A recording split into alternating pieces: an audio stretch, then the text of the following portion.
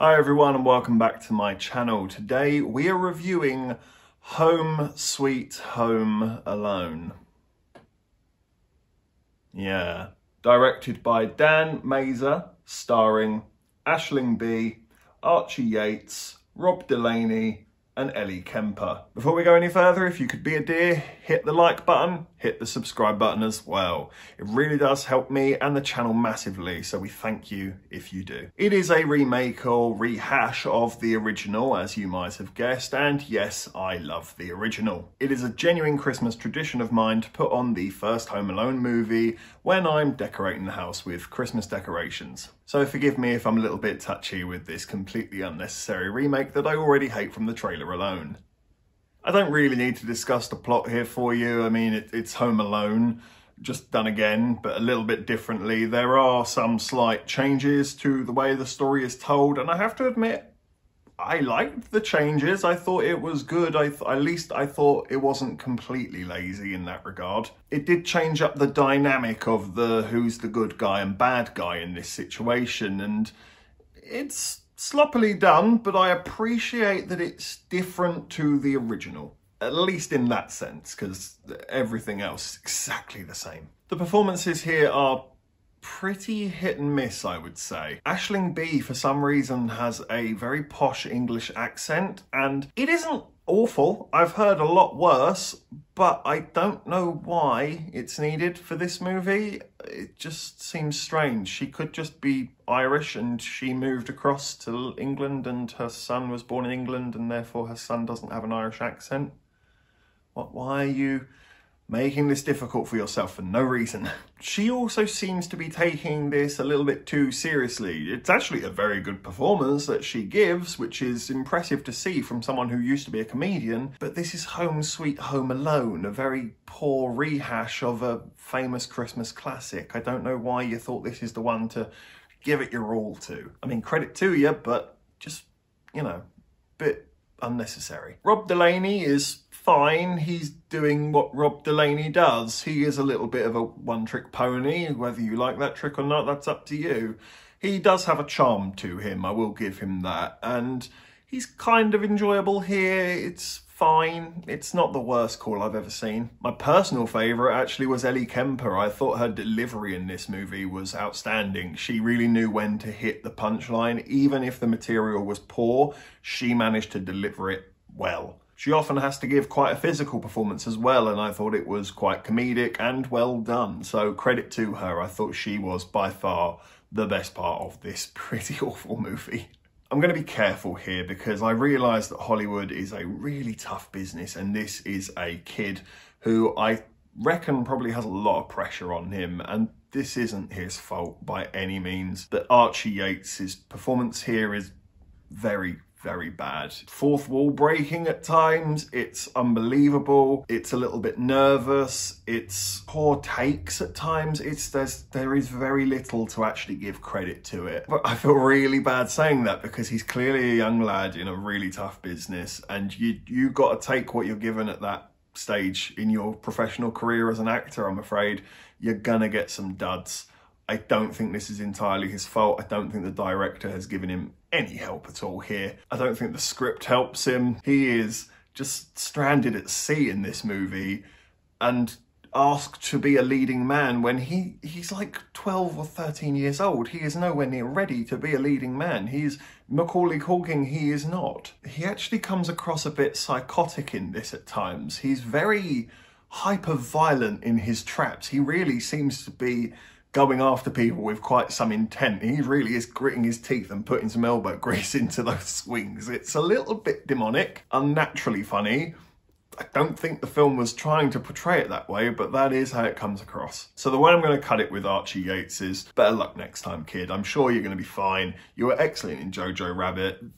Stinkers happen, better days will come. Relax, you'll be fine. I'm really not exaggerating when I say the film just completely and utterly copy and pastes the original movie, even down to the family dynamic. But the first one did the family dynamic so much better. You actually felt like you knew the siblings, that the siblings had personalities. You understood the dad, you understood the mum, you understood how this house was so busy all the time. Here, it's the same thing, but no one has any personality. The siblings' names, I honestly couldn't even tell you the siblings' names. And it's just busy because everyone seems to have ADHD all the time. Mum's just on the phone sorting out problems, and Dad's too busy trying to read a newspaper, and the kids have got Nerf guns. It's just like, this. What is the dynamic here? It just seems to be lazy parenting.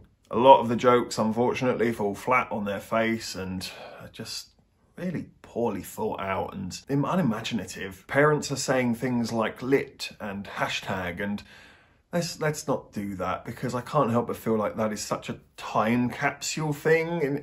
In 30 years' time, people are going to be saying, what was that whole hashtag thing we were doing? What was that? This is starting to be a running theme that I'm noticing in children's movies of late, and it's these very strange references to very clearly adult material. Out of absolutely nowhere in this movie, Archie Yates' character, when left home alone, decides to reenact the cocaine pile on the table scene from Scarface. Again, lazy parenting, because I'm guessing that means this kid has been allowed to sit and watch Scarface at some point in his very, very young childhood, which, don't do that. Don't let children see that movie at a young age.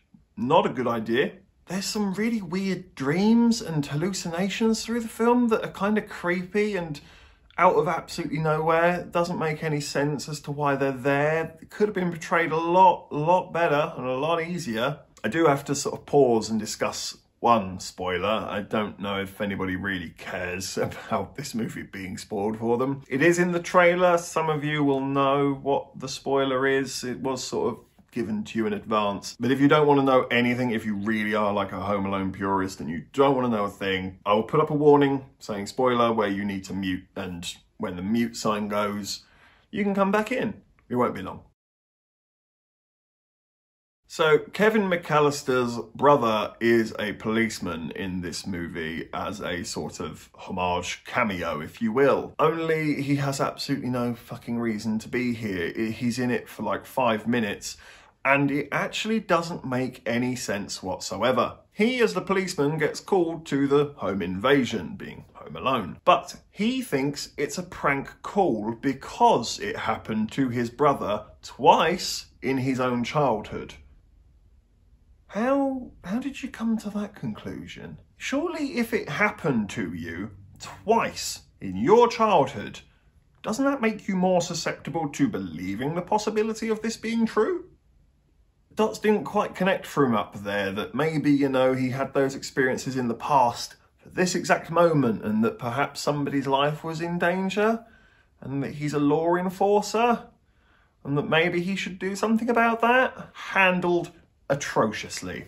Cut it from the film. It's not worthwhile. The film gets significantly worse as the home invasion takes place because they copy the first one. Icy driveway? Check. Set on fire? Check. Hit hard in the head by a missile of some sort? Check. The only difference here is there's a sense of like almost hyper violence to it. Like I mentioned earlier, when Archie Yates is shooting these pool cue balls at people and flinging missiles of Coca-Cola at them, he is looking almost demented doing it, like he wants to kill them. At one point, he drops a heavy free weight onto a moving treadmill that flies that fucker off towards someone's face. It's totally fine.